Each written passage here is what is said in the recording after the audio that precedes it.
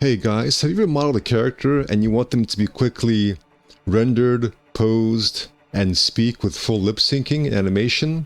Funny thing about tracks, you never really know if they're taking you somewhere new or just running in from where you've been. Well, that's what I'll cover in this new update to my course. Take your character, take a screenshot, render them, pose them, have them speak, use AI to create dialogue. I'll also cover how you can convert one voice to another using the same inflection and the same words, just with a different voice. So guys, link is in the description. I hope you guys are enjoying this AI course, and there's a lot more content. I think with this course, guys, no matter what you're doing, it will help you out in terms of how you can use AI to improve your workflow. And I think for my particular field, guys, is storytelling. So if you're interested in storytelling, I think right now the course is going to get a lot more interesting for that field.